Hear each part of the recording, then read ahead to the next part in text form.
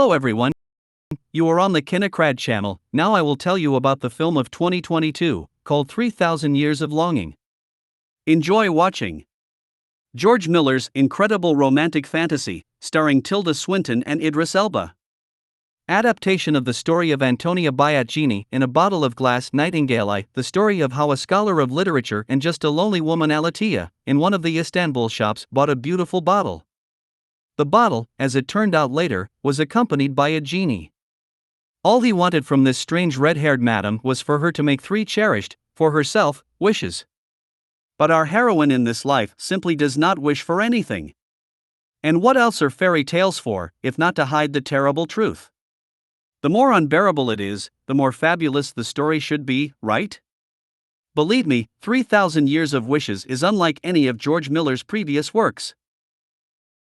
It's a book adaptation in which the writer reimagines classic fairy tales.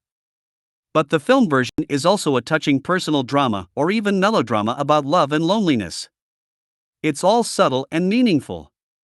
It may seem that the director made an out-of-date and naive film.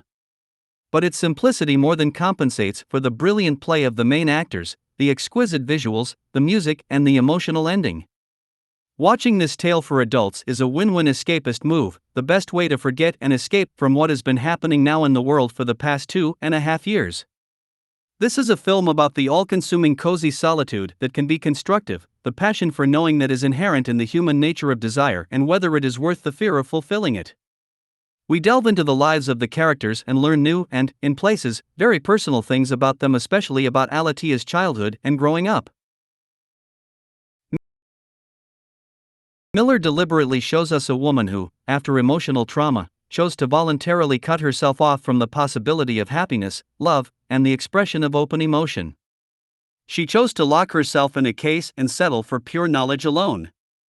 And now the genie mirrors the heroine, telling her about the women he loved and served, reminding her of the sensual and luminous side of life, awakening in the scientist a desire for desire, and her eyes fill with fire.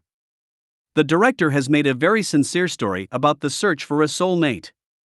This can be seen in every frame, in every image. Not for nothing our heroes are dressed in bright and clean, bathrobes symbolize purity and openness.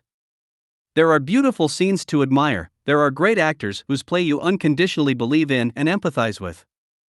And there are simple but important truths that are worth remembering. And I sincerely pity those viewers who did not understand this while watching it.